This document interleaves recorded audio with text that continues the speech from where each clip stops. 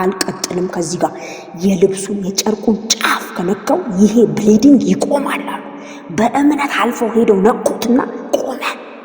ክርም ከነዚህማ አልቀጥልም የሚሉ ሰዎች አሉ። አትቀጥሉም። አሁን ካላችሁበት ሁኔታ አትቀጥሉም። በቃ ስም አትሰጡትም።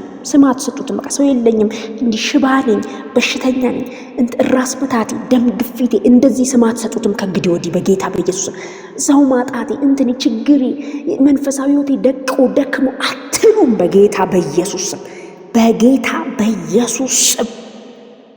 የዚህ ሰውዬ ህመም ላይ የተለጠፈ አንድ ታፔላ ነበረ፣ ሰው የለኝም የሚል። ይሄ ሰው የለኝም የሚለው ምክንያቱ ኢየሱስን ከላዩ ላይ አንስቶበታል። ሰው የለኝም የሚለው ምክንያቱ ፊት ለፊቱ የቆመውን ኢየሱስን እንዳያይ ያደረገው። እንደዚህ ያደርግብናል አንዳንዴ። የለጠፍነው ላያችን ላይ የለጠፍነው ነገር ከዚያ ነገር በላይ የሆነው ኢየሱስን እንዳናይ ያደርግብናል። በቃ ከሰማይ አቅም በላይ እንደሆነ ኮንቪንስ ያደርግብናል። እኔ ማለት በቃ ይሆነኝ ድሮም እኔ ይሆነኝ በቃ ድሮም ምናምን ይሄ በቃ ይሄ ነገር የሚተወኝ አይደለም። እግዚአብሔርም ይሄን ነገር በቃ ትቶታል። እና ይሄ ሰው የሚያየው የሌለውን ሰው ነው። ነገር ግን ከፊቱ የቆመ አንድ አዳኝ አለ፣ አንድ መሲህ፣ አንድ ሁን ሲል የሚሆንለት፣ ተነስ ሲለው የሚነሳለት፣ ተመላለስ ሲል የሚመላለስለት፣ በቃ ሲል የሚያበቃለት፣ ሰማይንና ምድርን በቃሉ ያጸና ያህዌ አልፋና ኦሜጋ ፊተኛና ኋለኛ የተባለለት የሌለውን ወደ መኖር የሚጠራ ፊቱ ቆሟል እኮ። እኔ ዛሬ እንደዚህ ልበላችሁ፣ ከነገሩ በላይ ፊታችሁ የቆመውን ጌታ ማየት ይሆንላችሁ። በቃ ዛሬ የሰነበታችሁበትን ስፍራ በቃችሁ ልትወጡ ሰማይ ወደ ቤታችሁ ቪዚት ሊያደርግ ገብቶ ከሁኔታው ጋር ስታክ አድርጉ። እኔ እንደዚህ ብየዋለሁ፣ ከሁኔታው ጋር ስታክ አላደርግም። አሁን ወደ እኔ መታል ብየዋለሁ። ጌታ ወደ ቤቴ መታል፣ ስታክ አላደርግም። አንተን ነው ማየ አንተ ጌታ አንተ ከሆንክስ ጥራኝ አለው እኮ ጴጥሮስ። ጥራኝ እመጣለሁ። አይ ዊል ዎክ በውሃው ላይ አለ። ከዛ ግን ዞር ሲል እንዴ ውሃ ለካ ያሰምጣል። ዞር ሲል ለካ ማዕበል ነው። በኢየሱስ ስም አይኖቻችሁ ከጌታ ፊት ዞር እንዳይሉ። በቃ የጠበቀው ፈውስ እኮ መጥቷል። የጠበቀው የደቀቀበት ዘመን፣ ሽባ የተባለበት ዘመን ሊያበቃ መጥቷል እኮ ጌታ። እየተራመደ መጥቶለታል። ግን አልቻለም ሊያዩ። አይገርምም? አሁንም ከሁኔታው ጋር ተሰፍቷል። ለዚህ ድን ትወዳለህ ሲለው ሰው የለኝም።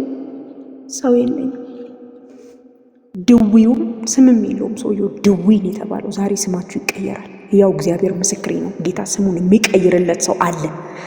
እንደዚህ ላይ ድዊውም በከሌ ምናምን ተብሎ ስም አልተሰጠውም።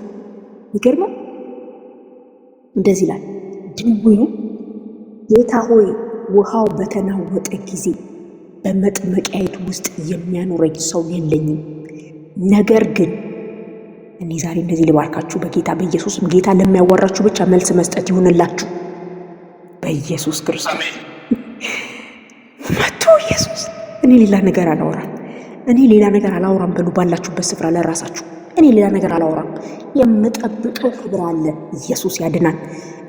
ይህንን ክብር ልትቀበይ ዝግጁ ነሽ ብሎኝ ሳይጨርስ ነው ከአፉ የምነጥቀው ጌታዬ። የምጠብቀው ክብር አለ። እድሜን የሰጠሁለት፣ ልጅነቴን ያስገዛሁለት፣ የሚጠቅመኝን ሁሉ እንደ ጉድፍ የቆጠርኩለት ክብር አለ። ዘመኑን ሰጥቶ ጠብቁት። ትክክለኛው ታይም ሲመጣ ግን ሌላ ነገር ነው የሚኖረው። አይገርምም? ልጅን ትወዳለች? እወዳለሁ አይሉ። እስካሁን ድረስ ብዙ ዘመን እንዲሁ የሆነ ሰው ጌታ አዝኖለት የመጣለት ሰው በቃ እሱ የለኝም። ውሃው በተናወጠ ጊዜ ያስረዳዋል። እሱ አታስረዱት። ጌታ ሁሉን አዋቂ ነው። ሁሉን ነገር ያውቃል። በተናወጠ ጊዜ በመጥመቂያይቱ ውስጥ የሚያኖረኝ ሰው የለኝም።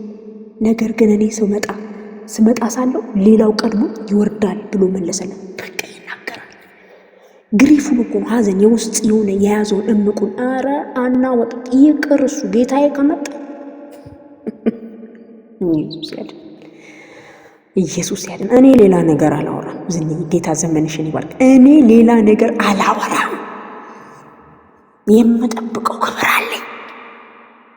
አሁንም ኤልሳ ወደ አይምሮ ይመጣል። እየተከተሉ የነቢያት ልጆች 50 ሰው ተመድቦለት፣ ሰው ልቡን የሚያወርድ 50 ሰው። እኛ እንኳን አንድ ጭፍራን ያቃተን 50 ሰው ነው የተመደበለት በአካል። አንተ ዛሬ ጌታህን ከራስ ላይ ሊወስድ ነው አውቃል ሲሉት አውቃለሁ ዝም በሉ አላቸው። ዝም በሉ እያለቀጥ አላወራም። ሌላ ብሊንክ አላደረገም አይኑን። ኢየሱስ ያድናል።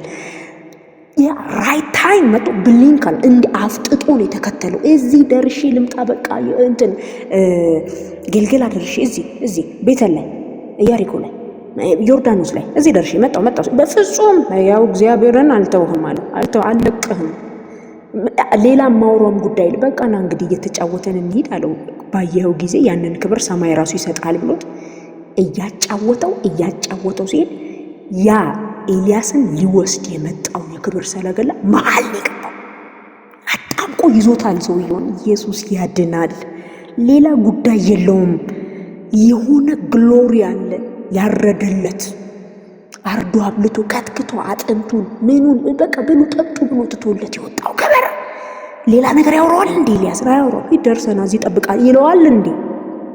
እንዳትተላለፉ፣ ድንገት ይመጣል ጌታዬ።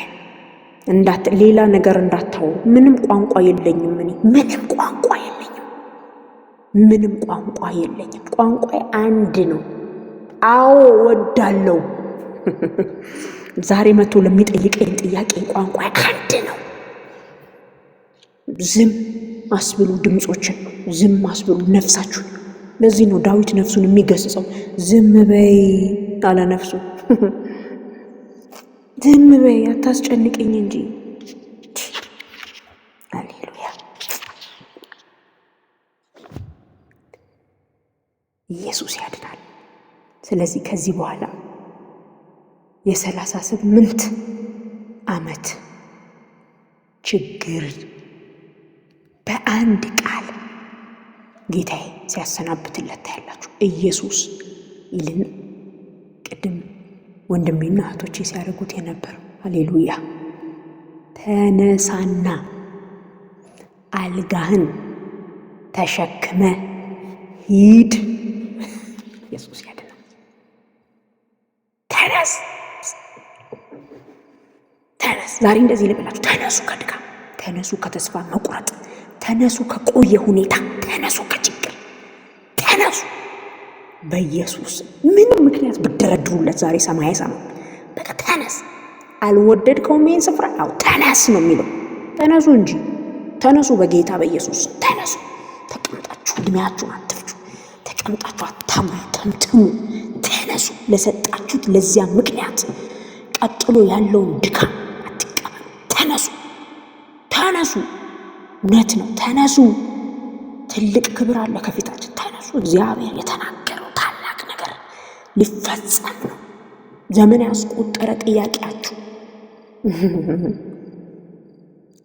ያስቆጠረ ጥያቄያችሁ በቃ ሊያበቃ ሊያከትም። ተነሱ። ኢየሱስ ወደ እናንተ መጥቷል። ተነሱ። የጸለያችሁለትን ጉዳይ ሊመልስ ተነሱ። ሰው ያጣችሁበትን ጉዳይ አይቶታል። ተነሱ። ተራመዱ። ከአሁን በፊት አድርጋችሁ የማታውቁትን ነገር ልታደርጉ ጌታ ወደ እናንተ መጥቷል።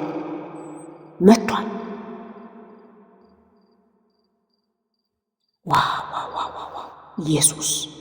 ኢየሱስ ተነስ፣ አልጋህን ተሸከም፣ ሂድ። ሁሉ ጊዜ እየተሸከምንማ አንቀጥልም እንዴ? አንቀጥልም። ሁሉ ጊዜ እየተጸደሙ እንጸልያለን። ሁሉ ጊዜ እየተቀበልን አንቀጥልም፣ ደግሞ እንሰጣለን። ሁሉ ጊዜ እያለቀስንም አንቀጥልም፣ ደግሞ እንስቃለን። ሌላ ፋንታ አለው እግዚአብሔር መጽሐፍ እንደሚናገር አይደል? በሐዘኑ ዘመን ፋንታ አይደለም የሚለው? ሳቅና ጠገብካችሁ ይላል። በለቅሶ ዘመን ፋንታ። እንደ እግዚአብሔር ፋንታ የለውም እንዴ እናንተ? ይሄ ሰው በተሸከመው ፋንታ ያ የሚተኛበት ነገር አላቅም፣ አልጋ ምን ጠፍራሽ ምንም በሉት፣ በተሸከመው ፋንታ አዙሮ ተሸክሞት ሄደ። ሁሌማ እየጸለዩልን፣ ሁሌ ርዕስማ አንሰጥም። ሁሉ ጊዜ እስቲ ጸልዩልኝ ጉዳይ አንልም ደግሞ